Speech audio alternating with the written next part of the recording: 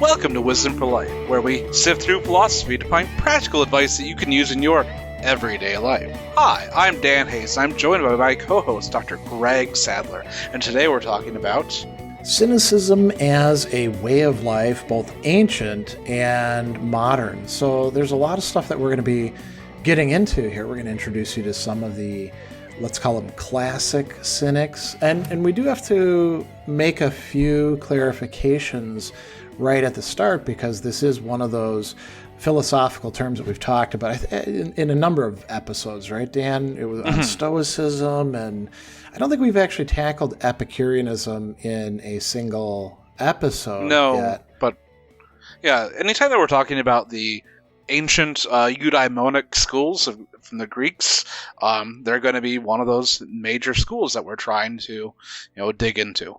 We did do an episode on skepticism where we had an interview with this guy, Carneades, who is he's using the name of one of the ancient skeptic authors. And so the whole point here is that cynicism in the present doesn't mean exactly the same thing that it meant back in ancient times. It's not totally disconnected, like equivocal terms like seal, meaning the thing that, says ort and, squeaks horns and eats fish and stuff like that in the zoo, and then the thing that we close something up with, that's where the term has the same sound but has no connection. There is a connection between ancient and modern forms of cynicism, but there's a lot of differences too. Yeah, it's not a homophone, but then there you go. That's the word. Yeah. Yeah. But the question is, Greg, do you really believe that, or are you just saying that? So you're trying to bring in modern cynicism performatively, right? Am I? Yes, I am.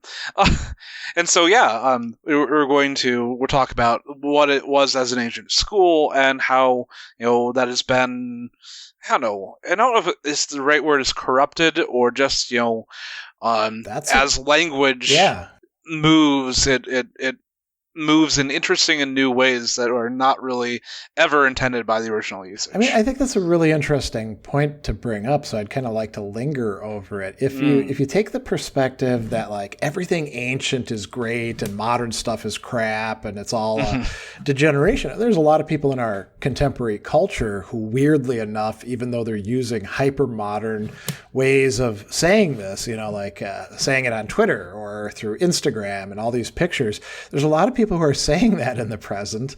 I don't like that idea. I want to say there's two equally legitimate uses of the term. What's your take on that? It reminds me of like the Renaissance period, and everyone's like, finding all these new things. It's like, oh yes, they had this great perfect society, and we need to like replicate that as much as possible. And everything has its detractions. Like at the time that we're talking about with the ancient Cynics and Stoics and everyone at the time, they're vying with their own ideas, and they're disagreeing. It's not like they're in lockstep with each other. And this is also not the only society that is doing really interesting things in the world. You've got the people in the Indus valleys. You've got people out in the Indian subcontinent. You get people out in China. They're all doing their own philosophy, creating their own things. So, okay, so if oldness makes it good, then which one of the old ones is the good one? Oh, that's a great technique to bring in, right? Rather than just saying, okay, fine, we'll grant you that antiquity makes it good or makes it preferable. There's multiple antiquities that we can look to. Yeah. Also, I didn't even say it, but like, sub-Saharan Africa had some very interesting thinkers in the whole, from a very different world, as well as, I guess, if you can even go to the Americas and the natives herein, having modes of thought and whole religions, as well as like ethics that are slightly different from us, at least in our modern world. I think so. There's we call these the big questions when we talk about philosophy, right? And it's a little bit easy to get jaded with bringing those in, but I think there's really something to this. There are certain fundamental, we don't have to call them questions, let's call them issues or problems or conundrums that are always going to be facing people when they reach a certain level of development. And among them are like political ones, like who should be in charge and how should power be shared and what's the basis for that, or aesthetic ones like, well, what's attractive and what's not, and how do we figure out how to make good art. But then, the in between those two is the ethical domain, which is incredibly important. How should we live? What goods should we orient ourselves around? And since we have, the same bodies, I think there's the same kinds of goods that we get attracted to. And not just, things in terms of bodily pleasures. Like every society figures out how to ferment something or get high on something. And you can indulge too much in that, right? And burn yourself out. Every society, so long as it's not suffering famine, has issues with how much you should eat or how much you shouldn't, or what should your attitude towards food be, or sex, or laying around in the sun, or stuff like that. But we're also creatures that, seem to crave social approval and relationships and prestige and power. And you see the same, you don't see the same solutions or the same formulations coming up in society after society, but you do see the same problems getting posed within each society. Right. And one of those was the ancient cynics here. And so, what are they, who are they, and where do they come from? Well, so here's where we get into a little bit of controversy. And actually, there's going to be a whole bunch of different controversies along the way, right? So there's a scholarly controversy that developed in the last, say, 100 years, maybe a little bit, 150, going back further. And the traditional story was that you had this guy Socrates, who we know, mostly as like the teacher of Plato, but he actually was the teacher of a whole bunch of people. And people took different things from the guy. So there was this other guy who's younger than Socrates, I think a little bit older than Plato, if I remember right, though, whose name is Antisthenes. And he's an Athenian guy, and he's credited as being the first Cynic. So he's taking stuff that he's getting from Socrates about, virtue being the only true good, or we need to be free of the temptations and addictions to pleasures, or, matters like that. And he starts living a certain kind of life and teaching. And we learn about him through another Socratic guy, Xenophon, also known as important military commander and kind of general badass. And Antisthenes, he gets to say a few things. I mean, we don't have anything that he actually wrote, unfortunately, but he's credited as being like the first Cynic, but not as being as fully developed a Cynic as the second guy who. So here's where the controversy arises. There's this guy Diogenes of Sinope. He's an outsider.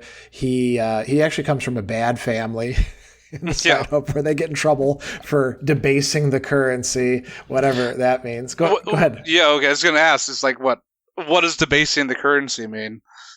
Well, there's controversy about that as well. It could mean like taking the coins and shaving off, the sides so they don't weigh what they're supposed to weigh, or maybe filling them with something that's not pure silver or gold or whatever. But it can also mean like scratching the face off of it so that you can't recognize what it is. But anyway, Diogenes, he's a crazy guy. They call him a Socrates gone mad. That's actually what Plato's supposed to have said about him. And yeah, we're going to get into some stories. Yeah. Okay. So, there's lots and lots, and there's more stories about him than any other Cynic altogether. And again, he's supposed to have written some things, and he's supposed to have taught some people, and he may have studied with Antisthenes, or he might have been kind of a self-starter. And so scholars debate about this. And myself, I don't have a position. I've looked at the arguments, on both sides, and I think we don't really know.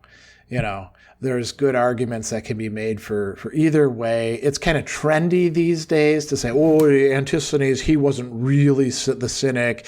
It was more Diogenes starting the thing off. So there's no real Socratic connection. But we don't really know, you know.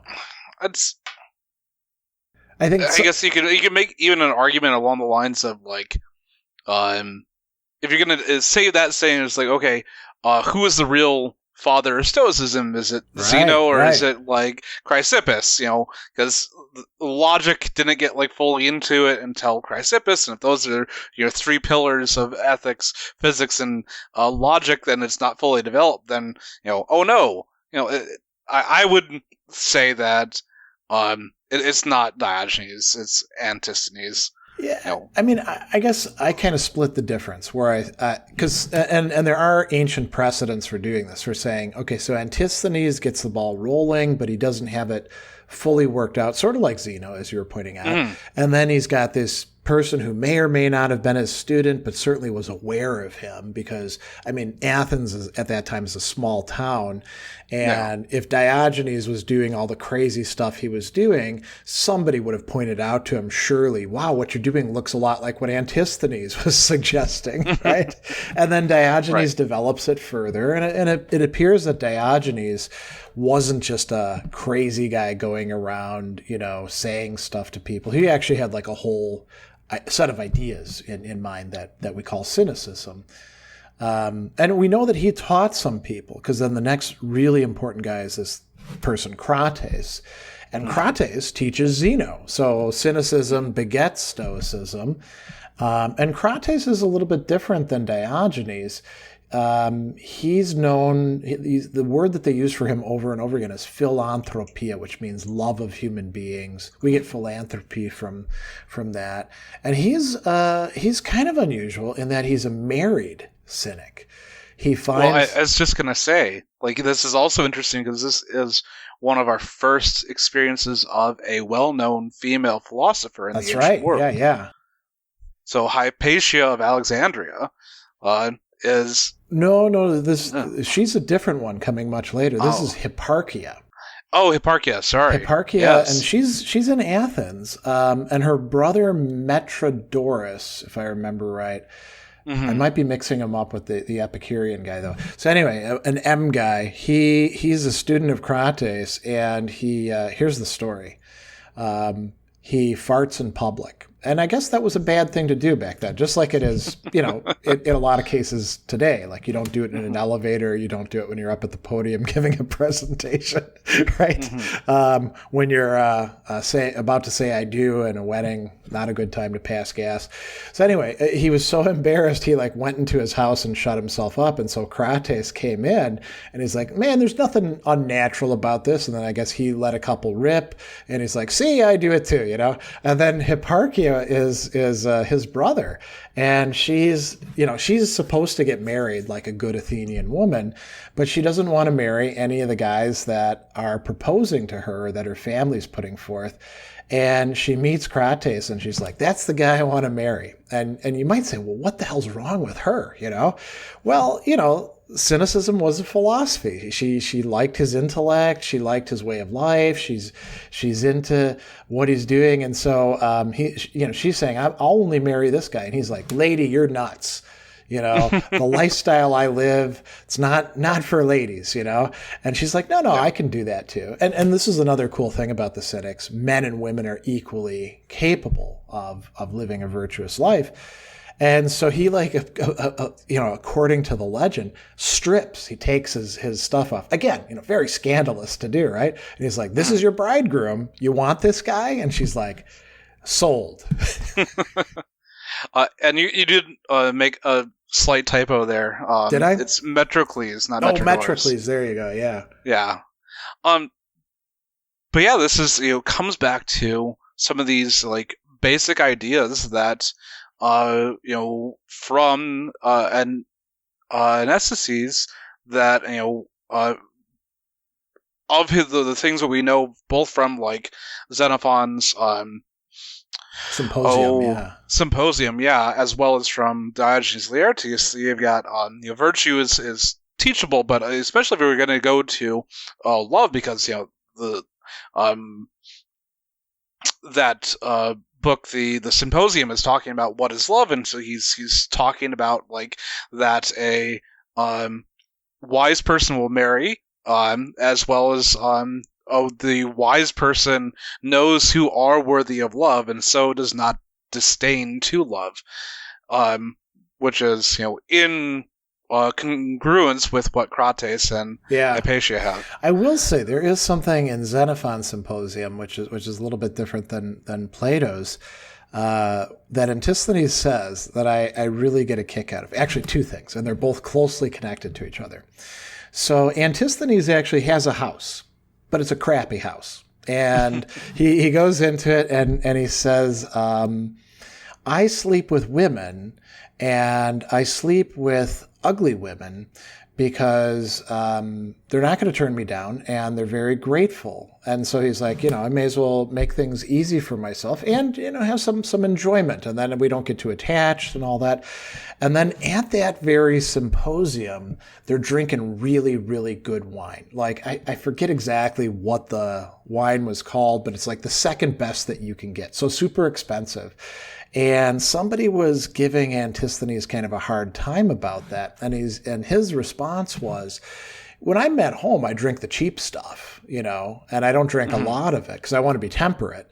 But because I'm not addicted, I'm not like a captive to the pleasure of drinking wine, I can actually enjoy myself with this really, really good wine, and I won't drink too much, and I can have it today, and then, if I don't have it tomorrow, I'm not going to be craving it, And so I thought that was kind of a cool idea. With going back to Crates and Hipparchia, they actually, like the Beatles said, do it in the road, Right. And so, this shamelessness is really something that's central to the Cynics. But why is it's shameless?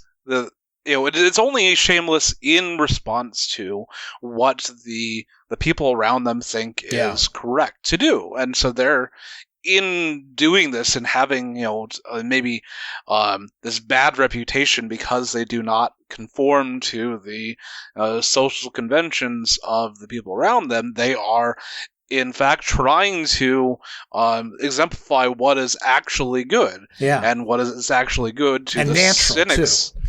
Yes, natural and good is like the Stoics. Virtue is the sole good in both of these.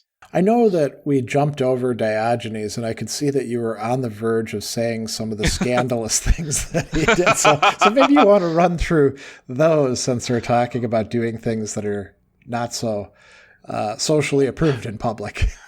Well, the first thing I wanted to do was bring up that I don't know if you want to say that Plato and Diogenes are beefing, or are they just like playful? It feels like they're beefing. Yeah, I don't think that Diogenes is just poking gentle fun at Plato. I think he's messing with him. And Plato so for didn't example, seem to enjoy it much. No, not really. So for example, what is it? Plato has an argument of what a man is, a hairless biped, I want to say. Featherless biped. And so this gets to Diogenes. He's like, oh yeah? And so finds a chicken, plucks it, goes into wherever Plato is hanging out with his friends talking philosophy, and goes, behold, Plato's man, a plucked chicken. But he's constantly, poking at him and doing things that are outside of the normal context. Other ones are he's called Diogenes the dog because he acts like a dog would. He when he needs to relieve himself, he relieves himself, up to the point where people are calling him a dog, and he'll go over and pee on them like a dog would. Yeah, it actually says in Diogenes Laertes he lifts his leg like a dog does, And speaking of chickens, there was a bit of choking of the chicken, right, with Diogenes. Yes. yeah, as I said, like whatever felt good, what is natural for the human to do, he would do. And so when the moment arose, in the middle of the street, would rub one out. Yeah, and then there's a line that goes along with it. I'm going to try to remember it exactly. People criticize him. They're like, "You shouldn't be doing that, man." And he says, "If only it was so easy to appease hunger by rubbing your belly." Yes, that's a great So line. there's rubbing involved in both cases, Right. But I mean, that's typical Diogenes, right? Right, and like, if it's true or not, there's the famous story of him meeting Alexander the Great. Oh, right, yeah. Alexander comes by and he's heard so much about this guy, Diogenes the Cynic, comes to Athens and sees him, and he's literally living in an old wine cask. And he's working on something, and Alexander walks up with his retinue, and he goes like, "Oh, I'm the biggest guy around. I'm king. I'm conquering all these things. But I hear about you. What can I do for you?" And he goes, "Just get out of my light." It's like, "I can offer you anything." It's like, "Yep." And he responds to him. It's like, "Man, if I were not Alexander, I would be Diogenes." And Diogenes responds, "If I were not Diogenes, I would be Diogenes." Well, I mean, what is displaying there is a whole bunch of different Cynic values. Freedom, being able to tell like the top guy in the world, at least the Greek world, "You're blocking my sun, buddy," frankness of speech is often how it's talked about, parrhesia in Greek, being able to say what's on your mind. And they really did value that. And I think that they thought that there was something special about Diogenes. But he's saying, hey, any one of you can do this. You just got to be willing to pay the price for it. And part of that price was, severe asceticism. Yeah. Getting rid of anything that could hold you down. The idea is like you don't have these physical attachments to yourself because virtue is the only good. It is the sole good. It's that what is actually necessary for you to have a good and flourishing life, and that if you need other things, then that is actually potentially a hindrance. And so there's a story about him going to the river, and he's got his cup. He's going to dip it into the river to get a drink of water, and he sees the little boy cup his hands and fill his hands, and he's like, "Oh, dang, he's outdoing me," and throws away his cup. Yeah. I mean, the traditional Cynic outfit or costume, whatever you want to call it, is a staff, which makes sense because, you're going to walk around, you're going to get tired, but plus, there might be dangers. You need to beat people with it. And then they would call it a wallet, but it's really much more like a backpack or a satchel, just stuff that you could put things in. And famously, they like to carry like lentils and lupins, these super easy to cook things so you could travel light. And then a cloak, and a big cloak that you could use as a blanket as well as like something to hang over your back. So you're ready for the weather, at least in ancient Greece. I mean, would this work in Wisconsin? No. I don't know. It'd be pretty tough. Interestingly, that the staff is not only just like used for walking, but it is in itself yet another transgression against what to have in the city center. And, it used to be that you would wear a sword, and that became gauche, and so you would wear lesser and lesser weapons to yourself until it got to the point by the time that Diogenes is around that you don't wear any weapons in the city anymore. It's not like custom. It's not civilized, right? Right, and even to have the staff is a little bit uncivilized, even though it's the least of the weapons. I mean, if you got a big enough stick, it's not really a small weapon, You can do quite a lot with it. The least in the idea, like it's not only for military purposes. Oh, gotcha. It has multiple uses. Yeah. So we should probably talk about some more of these key values and ideas since we've brought them up. And you mentioned virtue is the only good. So we should remind ourselves that ancient Greeks, with a few exceptions like Aristotle, tended to talk about four main virtues that we often call the cardinal virtues. And you see them across schools. So Plato talks about these, the Stoics, the Cynics, the various hedonist schools like the Epicureans and the Cyrenaics. They all use this same schema of there being wisdom, or practical wisdom, prudence, being able to figure stuff out, what's good for us, being able to use our brains well, justice, giving other people, what we owe them, something social, temperance, which we've talked about a little bit already, or moderation, self-control, not getting drunk all the time, for example. And then courage. And courage included things like not just running into a burning building, but endurance, being able to put up with, mosquitoes biting you, or being too hot or too cold, or being hungry, or things like that. So that was the idea that virtue is either, the only good or the most important good, because, you can say, well, what about companionship? You probably want virtuous companions, I suppose. Right. So go ahead. I guess the idea is those are ancillary. They're nice to have. Right. But they're not necessary in and of themselves. Yeah, they're not what you should be distracted by. Or if you have to choose between virtue and something else, choose virtue. Right. This is definitely in contrast to Aristotle, who's you got the virtues and then you got these extra things that you also have. Yeah. Or the Epicureans at the time, where there's a whole bunch of nice things to have, and and the virtues for the Epicureans are basically so you can live a pleasant life. You need to be thoughtful so you don't choose the wrong pleasures that are going to get you pains. Even courage. So they're well, you need to be courageous, and that might mean going out on the battlefield and risking getting killed, precisely so you can enjoy pleasures. Right. So yeah, especially going back to the endurance, there's stories about them holding on to statues in winter, to hug the statue. I believe there's a story about Diogenes doing that. Yeah. A Spartan soldier coming up and asking him questions. You remember that question? I don't remember that offhand, but regardless. But the point of that was to make your body tougher by subjecting it to the environment that you're in.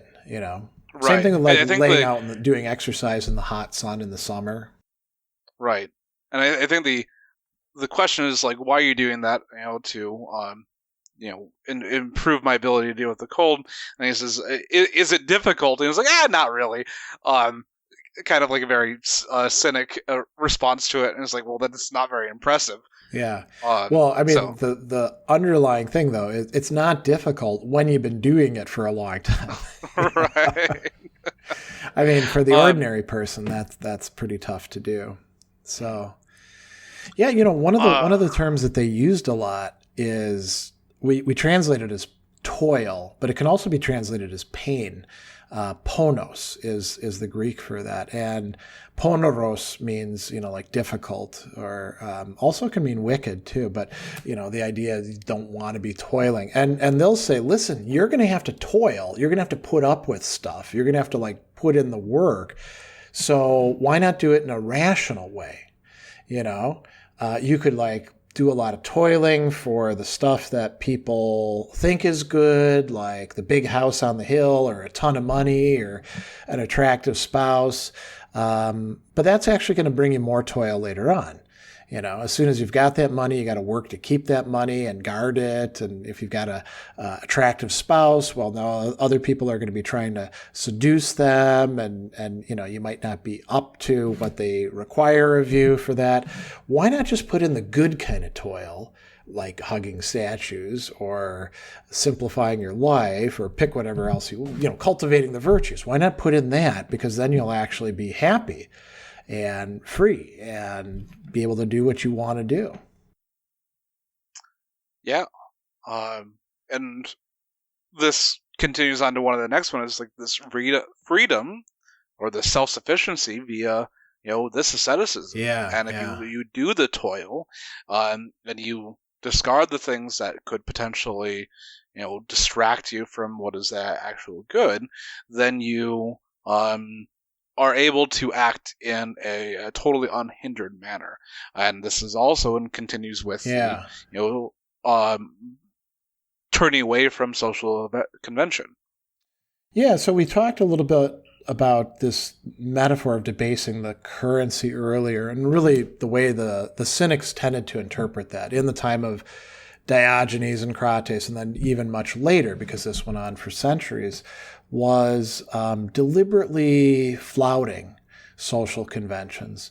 Not that all of them necessarily are bad, but you got to test them. You can't just assume. I think this is a very common thing in most societies to assume that, well, if it is a convention or a norm, it must be the way I should behave. It's rational for me to do that. And the Cynics would say, no, let's actually think about this. Think about so many of the things that we do. I'll give you a great example from my academic days. I like to, I would say the first 10, 15 years of teaching, I would generally wear a tie and either a suit or a coat, a jacket. And I did so in part because I wanted to impress upon the students, because I was teaching in a maximum security prison at the start, and then I was teaching at a struggling historically black college where people, sometimes the older instructors would be kind of lackadaisical about what they'd wear. I wanted to impress on them that we're doing something important in education, But why did I pick that outfit? Because there's already a social convention that if we're doing serious stuff and you're a guy, you wear a tie, right? And then if you want to make it extra special, wear a suit or a sports coat with dress pants. Now, that's not necessarily what we need to do for everything. It used to be back in the day that, you know about this, and neither of us know about this from experience because this was so long ago, that you would if you're going to get on the plane, you got to wear a suit, or a jacket and tie. If you're going out to a fancy restaurant, jacket and tie, Right. Definitely if you're going to a job interview, jacket and tie, Well, that one still, it depends on where you're at. That definitely still holds in the Midwest. Yeah, I think for the most part, right? If you come in and you're wearing shorts and flip-flops, even wearing a tie isn't going to help you then. But that's a prime example of something. Why do we do that? Originally the cravat was supposed to hold your shirt together at the top, and so I guess it'd keep your neck warm or something. But none of the ties that we wear serve that purpose anymore. It's just a social convention. And I guess in the words of Tevye, tradition. It's the question is tradition good inherently, or is it only good because it actually has some underlying thing that would allow it to be good? And so we, as you said, this tie and jacket conveys a certain thing that, you understand and I understand because we grew up in, our society, and there's these conventions and it's part of our society. A different society would have totally different dress. If we were in, I guess, China, Japan, Korea, far away from our Western culture, to a certain extent, those ties and whatnot have they've permeated it, yeah. At least in the business culture, you could say, yeah. Right. But there's still other traditional dresses that are convey these same things of importance and seriousness that are not the same as ours. So if whatever you're doing, it still has to have some underlying thing, and just because it's tradition doesn't automatically make it good. It still could be good. It's not good just because you happen to be doing it. Yeah. I was just laughing because I was thinking about another thing that we've already mentioned with the Cynics, which is breaking wind or passing gas or farting. A lot of people get really, really bent out of shape about this natural, human, healthy thing to do. If you're constantly breaking wind, you might want to go see the doctor, right? Or look at your diet or something. But the notion that you must not do this, okay, so if you can hold it so you don't do it in the elevator, that's a good idea, right? Right. I mean, Diogenes probably would be doing it in the elevator, just deliberately, and then saying, see, it's perfectly natural. But I think Crates wouldn't. He probably would be like, let's do this in a more well-ventilated area. Yeah. So it's interesting here. We've got this whole, like, I'm going to be kind of in your face, especially with the Diogenes the Cynic. And another example of this is he was, out there with a lamp in the middle of the day and, like, putting it up in people's faces. It's like, I'm looking for a good man. Because he's, to a certain extent, he wants to engage and he wants to provoke. That's the word, provoke, yeah. People to actually look at the preconceptions that they have and say, are these actually good, or they're just doing them because you've been told that you ought to do them? And if you haven't actually engaged with the ought and what it actually, if it has any utility or not, then you're just following along. You're kind of sheep in that regard. You're not actually thinking for yourself, and you're not wise. Now, it's interesting because we've got these like great cynics early on in the 4th and 3rd century BCE, and then cynicism kind of goes into decline, and then it like reemerges in the 1st century of the Christian era, like in a major way, like, and not just in Athens, but like everywhere. There's Demetrius that Seneca talks about. There's Lucian of Samosata talking about these different cynics. And apparently there were a lot of people who were taking Diogenes and other cynics' example as an excuse to basically act like selfish jerks, just flouting the rules and demanding people pay them, give me some alms. And then there were other people who are like, that's not what genuine cynicism should look like. Why not? Well, I mean, it seems, and it's kind of funny because you could be like, well, hey, who the hell's to say who the right cynic is? Isn't part of cynicism going against whatever paradigms or norms people put forward? And so there's a real tension there. And there's even this guy much later on, Julian the Emperor, who writes this discourse called To the Uneducated Cynics. And he's saying, cynicism is supposed to look like this, and you bums are making it look like this, And then what he sketches as, what a good cynic would look like, it doesn't look, I mean, he talks about Diogenes, he talks about Antisthenes, but it doesn't look that much like them. It's supposed to, like, they're the universal philosopher. So, like, clearly both of these are off base and wrong, And I think maybe part of the clue is to, Epictetus talks about this because Epictetus is a Stoic who really does like the Cynics. He actually thinks that most people shouldn't be cynics because it's too difficult of a life. So be a Stoic instead, which is also difficult, but isn't quite as tricky. And he talks about the cynic as being a herald, a kerux of God, meaning that like the cynic has a job to do, and a really important job to like show what a human being could be like. And it's a divine calling. And so if you use it just as license to like beg from people on the street and not bathe and, do whatever you want to do, well, that's not real cynicism for people like Epictetus or Julian.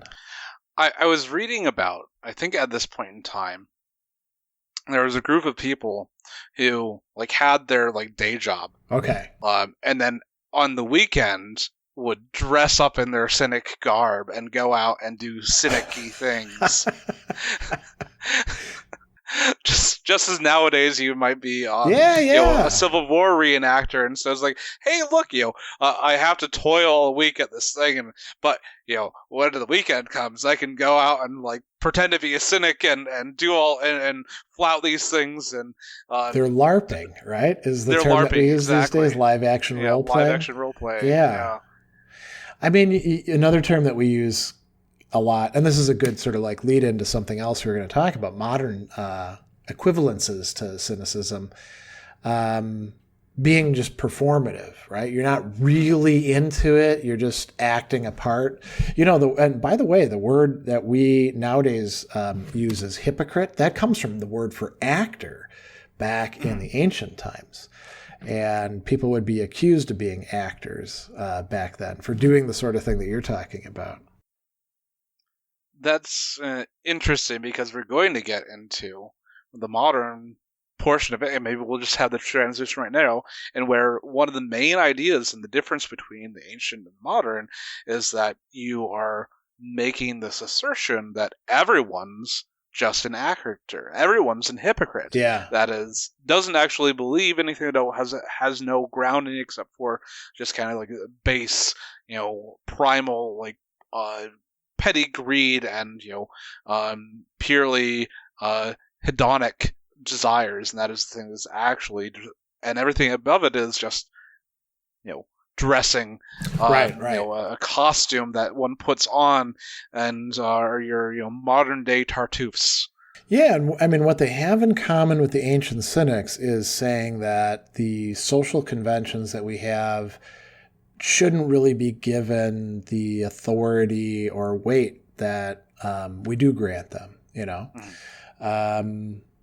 because they're not natural. They're not based in anything that's true to human nature or leading us to virtue. But I think the modern Cynics are often saying nobody's virtuous. You can't be virtuous. If you're pretending to be, you're full of crap, And oftentimes they'll justify it by saying, yeah, man, I'm just like the rest of you. I'm just, as we used to say back in the day, holding the mirror up to society, man.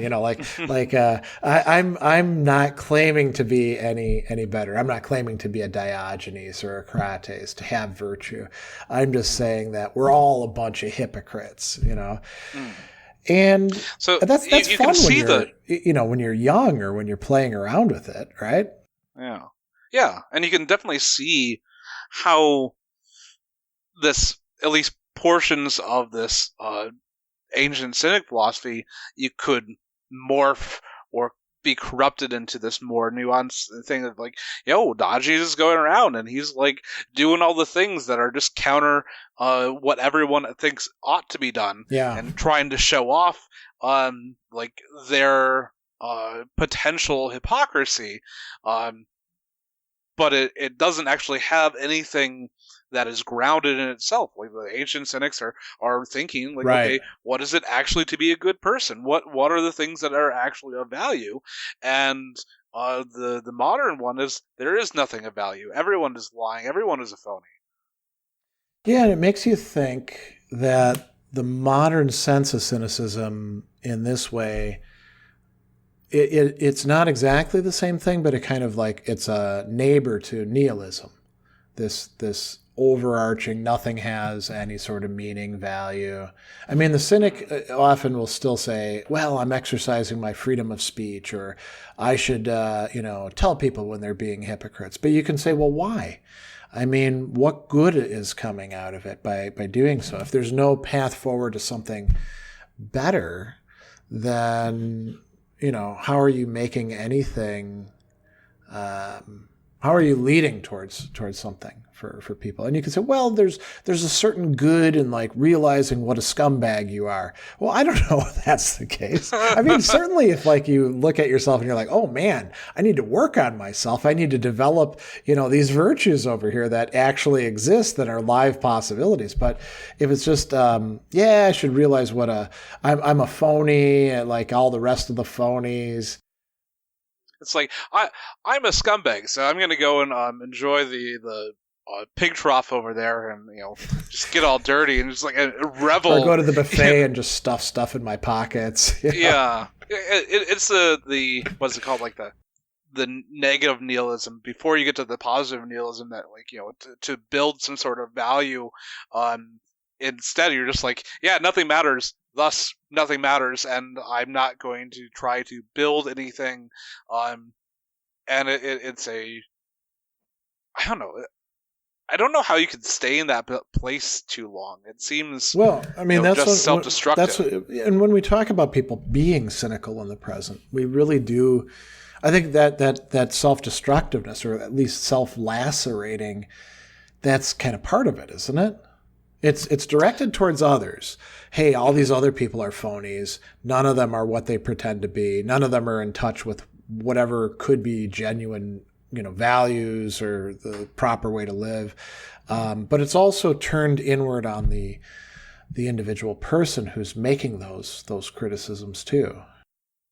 It could be, at least for some, I'm not going to say for all, just a coping mechanism to, okay, well, if everyone else sucks, then I don't have to work on myself. I think you're right about that. I think that in a lot of cases, people who are being cynical, and they don't necessarily even have to use the word cynical, it can be just sort of the displayed attitude, are often like that. And it could be because we could think about trauma, getting people stuck in kind of a rut, or what if everybody around you really are a bunch of phonies? I mean, how do you find your way past that, Yeah. So even if everyone around you are phonies, does that mean that you should also wallow with them? Or is there some, project that you can endeavor upon yourself? Yeah. I mean, to be fair, there are some contemporary people in the present who do, in fact, call themselves cynics and look back to ancient cynicism. So there's a Facebook group called the Kunosarges, which is, supposedly the place where cynicism was taught in Athens. We don't really know if that was the case or not. And then there's other communities and groups, and there are people who tried, they swap cynic practices and they read the ancient stuff and they encourage each other. One of the things that was a recent contest was making lentil soup, because lentils are very easy to transport, right? And they're very cheap, and you can make a good hearty soup with them. That's quite nourishing. And so there were all these recipes out there. And then it turned kind of funny because some people their recipes were too elaborate, and then other people would be like, that's not properly cynic, And maybe they're right about that, But I think there is a different movement that doesn't call itself cynicism. And it's not cynicism. It's not ancient cynicism, but it bears some resemblances to it, which is this notion of minimalism, of reducing your possessions and your needs and desires to what's most reasonable. And there's, if you Google it, you can find all sorts of cool stuff. There's blogs and books and things like that.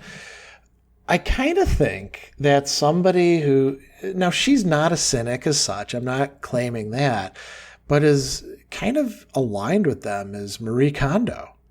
You know, she had that book. I forget exactly. Do you remember the title of it? Oh, on the magical power of tidying things up. I think that's, So, and something along that line. And it was just about making sure that you don't have too much crap.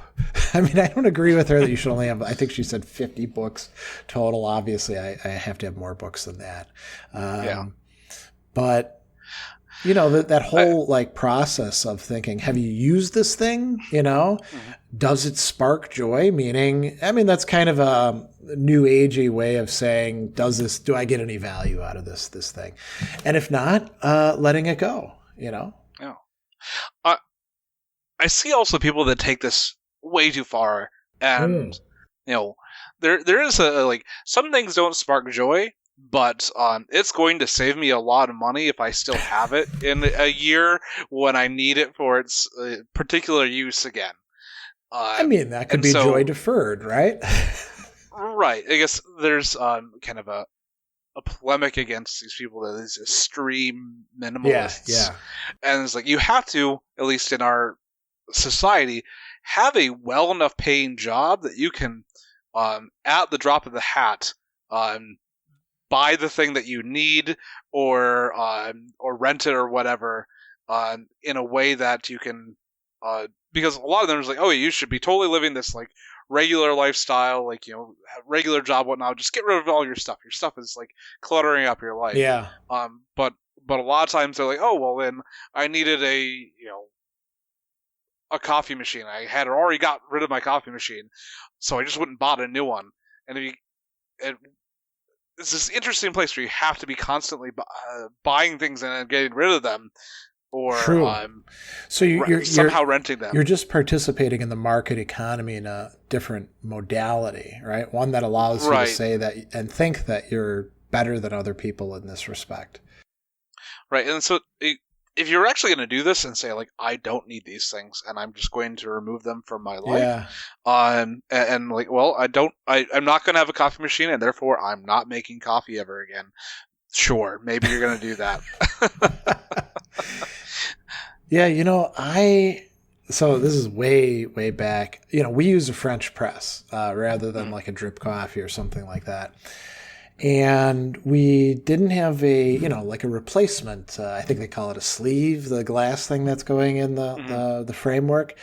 And I'm pretty clumsy. I'm pretty rough on my possessions. And somehow I cracked it. I think I like conked it with a coffee cup or something like that. Mm-hmm. And it broke, and then we were living right next to our landlords at the time. And I went over and I was like, this is crappy. Where do you think, do I have to like walk into town to get myself a new French press thing? And our landlord said, I've got a extra one. I bought one a while back. I'll just let you have this one, And it's a good thing he was a little bit of a hoarder, right? Mm-hmm. I benefited as somebody who was kind of attracted to minimalism. Not with books, obviously, but with other stuff, by the fact that this other person wasn't embracing that lifestyle, but was embracing a different one. I'll also say, too, with Marie Kondo, so she got some flack lately because she's had 3 kids, and apparently she doesn't keep as tidy of a house. And people were saying, see, you're a hypocrite. You don't live up to the stuff in your book. And then her answer was, I've got 3 kids. Let's be realistic about this sort of thing. I don't have to follow this all the time, which to me shows a greater analogy to cynicism, being willing to say, first of all, yes, this is the reality. And I can be free even of these norms. Right. That's I don't know, like, is it hypocritical, or did she ever say like, everyone has to do this forever? But if you're trying to tidy up, here's a method to do that. Yeah, it was more the second. It was, hey, this is a way to make your life better. I'm not telling you. It's not this is the categorical imperative. You must obey this or something like that. Yeah. So I guess maybe we should hit some of these practices. Yeah, I mean, we've mentioned a few of these things, like making and eating lentil soup, and that could be anything. It could be baking your own bread, being somewhat independent of the grocery store. I mean, you're still buying your raw materials at the grocery store. You're not going out and harvesting the lentils yourself, right? But you don't have to get the pre-made lentil soup in the can. Right. Yeah. There's something satisfying about making your own food too, I find. And then, we talked about breaking with social conventions, but if you wanted, a lot of these, we came up with like a whole list that we're not going to get to. Maybe we'll do a follow-up down the line sometime.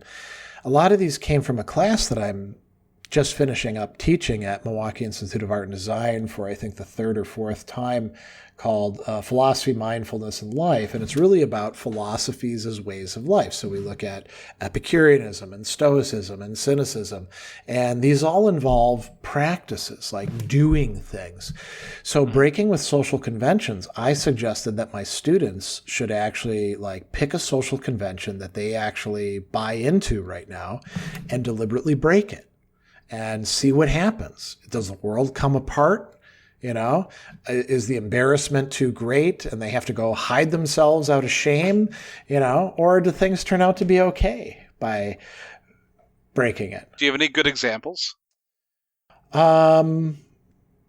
I mean, it's been a long time since I looked at their reports, but I do remember, like it did make some of them bolder in dealing with their major professors, not people like me that they happen to take classes with, but the people that kind of control their fate, and there's a lot of deference that's given to professors, and, realizing that that's just a social convention can be kind of helpful for some of the students that are a little anxious or shy or stuff like that. One that I've been meaning to do is what are they, wear a onesie to the mall.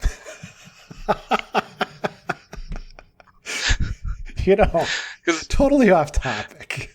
I've been rewatching the show for I think the third or fourth time, The Venture Brothers, which is just a wonderful cartoon. And just the last couple episodes, Dr. Venture, Rusty Venture, takes his son, the son who's like the smart one, who he identifies with, Dean, to the tailor. And he's getting him speed suit. Yeah, he calls it a speed suit. He says, "Don't you call it a onesie?" But everybody else around him calls it a onesie. Yes. The only difference there is there's like a belt loop and like a pocket that you put your pens in, Right. Yeah, absolutely. Lovely episode, lovely TV show. I'll give you an example of that from antiquity. So we mentioned, Zeno, the founder of Stoicism, he studied with Crates. So Crates gave him a bowl of lentil soup that he was supposed to carry across the marketplace. And I guess it was like somehow shameful to bring food into the marketplace if it was, something like that.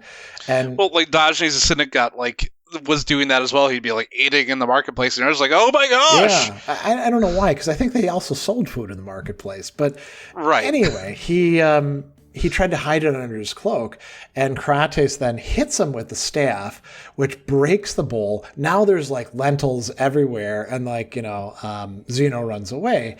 But what he was trying to do is get Zeno just to be more comfortable with breaking conventions, Yeah. So interestingly, that might have been a reason why he's I'm not going to actually follow the Cynics. I'm going to go my own way. Could be because he had such a negative reaction to, dealing with this potential, embarrassment.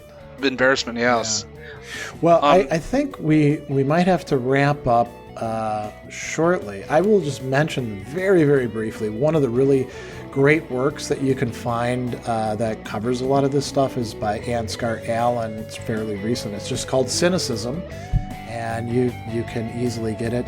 Do you want to lead us out on a final thought? Yeah, so we're going to leave you with the words of Antisthenes. Wealth and poverty do not lie in a person's estate, but in their souls.